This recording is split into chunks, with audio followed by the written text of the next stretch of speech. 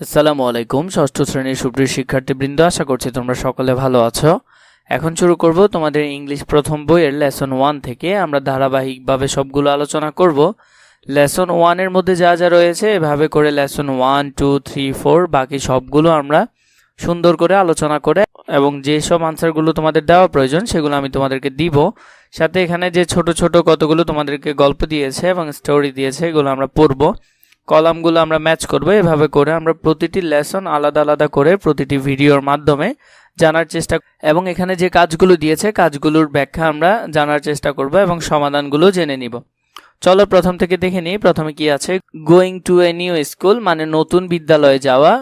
এরপর দেখো এখানে কি বলেছে, after completing the lesson students will be able to, মানে আফটার কমপ্লিটিং দ্য লেসন এই লেসনটা পড়ার পর তুমি জানতে পারবে, students will be able to তোমরা জানতে পারবে যেসব বিষয়গুলো, তা হলো প্রথমে রিড অ্যান্ড আন্ডারস্ট্যান্ড টেক্সট, পড়তে পারবে এবং এই টেক্সটগুলো তোমরা বুঝতে পারবে। টক অ্যাবাউট পিপল মানে লোকজন সম্পর্কে, প্লেসেস জায়গা সম্পর্কে, and familiar objects in short and simple sentence, এবং এর সাথে তোমরা জানতে পারবে পরিচিত কিছু বিষয় নিয়ে সংক্ষিপ্ত এবং শর্ট কিছু সেন্টেন্স বা সাধারণ কিছু বাক্য।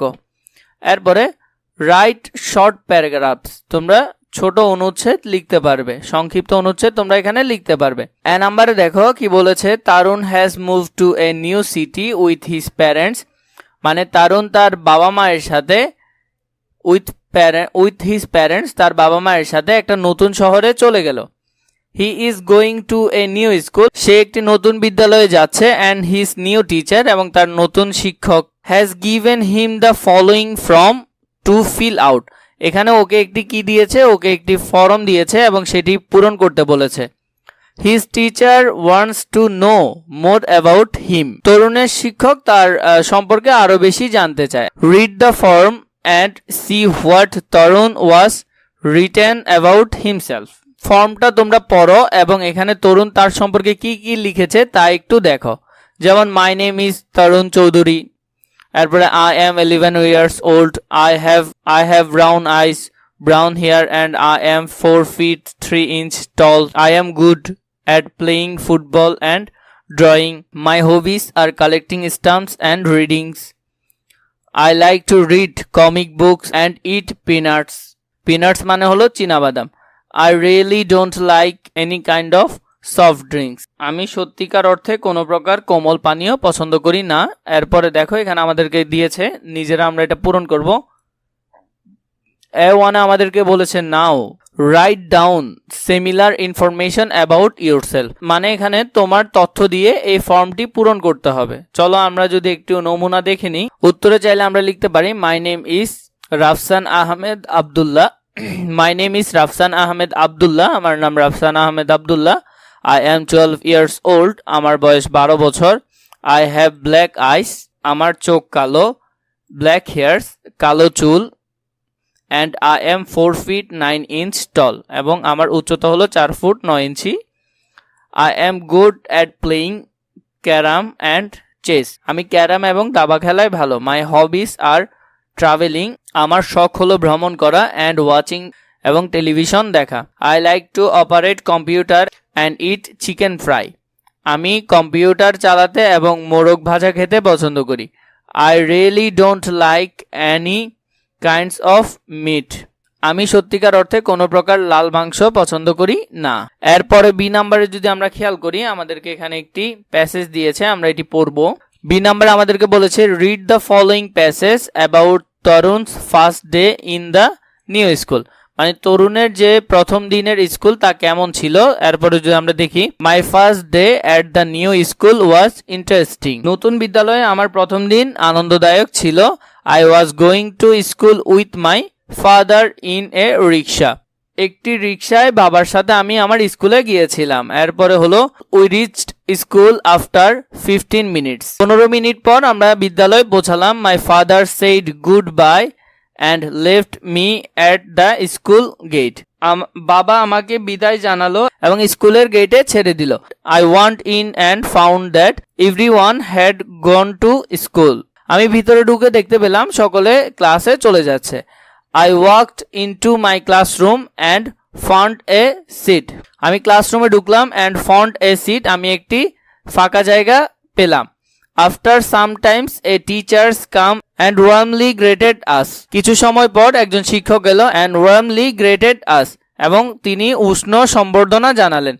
I found the students very friendly in my new classroom, আমি বুঝতে পারলাম আমার নতুন ক্লাসরুমের শিক্ষার্থী সবাই বন্ধুসুলভ, মানে বন্ধুসুলভ তার সাথে আচরণ করতেছে। B1 এ যদি দেখি, choose the right answer, the passage is about, the passage is about মানে এই প্যাসেজটা কি সম্পর্কে বলছে। এক নম্বরে হলো who took Tarun to school the first day, মানে তরুণকে স্কুলের প্রথম দিন যে নিয়ে এলো তার সম্পর্কে। How Tarun felt on the first day in school and why he felt so, বিদ্যালয়ের প্রথম দিনে তরুণের অনুভূতি কেমন ছিল, তার এইরূপ অনুভূতির কারণ সম্পর্কে এখান থেকে আমরা জানতে পারবো। সি নাম্বারে বলেছে what happened in the school on the first day, প্রথম দিন স্কুলে যাওয়ার সময় কি কি ঘটেছিল তা সম্পর্কে। B2 তে যদি আমরা দেখি, match a word from column A with a word or words from column B that has or have similar meaning, মানে এখান থেকে তোমার কলাম এ এবং কলাম বি মিল করতে হবে যেগুলা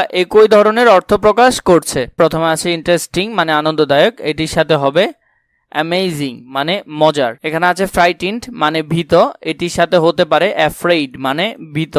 এরপরে এখানে আছে কি হ্যাপি, হ্যাপি মানে খুশি, আমরা যদি এখান থেকে দিই এটির সাথে হবে গ্লেড, গ্লেড মানেও কি খুশি। এরপরে এখানে আছে কি এক্সাইটেড মানে উত্তেজিত, এটির সাথে হবে থ্রিলড, এটির সাথে কি হবে থ্রিলড, থ্রিলড মানেও উত্তেজিত।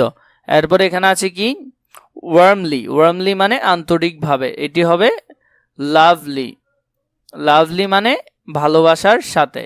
তাহলে তোমরা এভাবে করে ছকটা পূরণ করে ফেলতে পারো। এরপর দেখো V3 কলামে কি দিয়েছে, talk about your first day school and how you felt happy, frightened, thrilled or say work in groups. এখানে বলেছে talk about your first day at school মানে তোমার স্কুলের প্রথম দিন সম্পর্কে, হাউ ইউ ফিল মানে তুমি কেমন অনুভব করেছো, হ্যাপি মানে খুশি, ফ্রাইটেন্ড মানে হলো ভয়, এরপরে হলো যে থ্রিলড, থ্রিল মানে উল্লাসিত, এই ধরনের। এটাকে তোমাকে দলবদ্ধভাবে কি করতে বলেছে, আনসার করতে বলেছে। আমরা যদি আনসারটা একটু দেখে নিই, চাইলে এখান থেকে এই আনসারগুলো তোমরা সুন্দর করে লিখে দিতে পারো। এরপর এখানে আছে B4, now write a paragraph on how you felt on your first day, মানে তোমার প্রথম দিনের স্কুল কেমন ছিল, এটির অনুভূতি কেমন ছিল তা নিয়ে তোমাকে একটি অনুচ্ছেদ বা প্যারাগ্রাফ লিখতে বলেছে।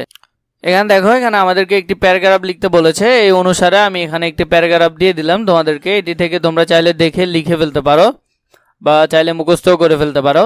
এরপরে যদি আমরা দেখি, রিড দ্য ফলোয়িং পোয়েম, এই কবিতাটি পড়ো অ্যান্ড কমপ্লিট দিস লেসন, এবং এই লেসন যেটি পড়ছো এটি শেষ করো উইথ ফান মানে মজার সাথে, অ্যান্ড লাফটার মানে হাসি ঠাট্টা এবং মজার সাথে, লেটস প্লে মানে তোমরা এই পোয়েমটি পড়ো এবং হাসি ঠাট্টার সাথে এই লেকচারটি তোমরা শেষ করো। লেখক হলো কেট গ্রিনওয়ে, একটু মনে রাখবো ওনার নাম। এখানে কি বলেছে, school is over, oh what fun, lesson finished, play began, who will run fast, you or I, who will laugh loudest, let's us try. এখানে তোমাদেরকে আসলে কবিতায় বলেছে, প্রথমে যেটি বলেছে স্কুল ইজ ওভার, স্কুল ছুটি হলো, ও হোয়াট ফান ও কি মজা, পাঠ শেষ হলো, লেসন ফিনিশড পাঠ শেষ হলো, প্লে বিগান খেলা শুরু হলো, হু উইল রান ফাস্ট মানে কে তাড়াতাড়ি দৌড়াতে পারে, ইউ অর আই তুমি আর আমি, হু উইল লাফ লাউডেস্ট মানে যে সবচেয়ে জোরে হাসতে পারবে, লেটস ট্রাই আস চলো চেষ্টা করি। এরপর C1 এ রয়েছে notice the asked of punctuation mark in the poem, why are the exclamation mark and question mark and the full stop use in this places.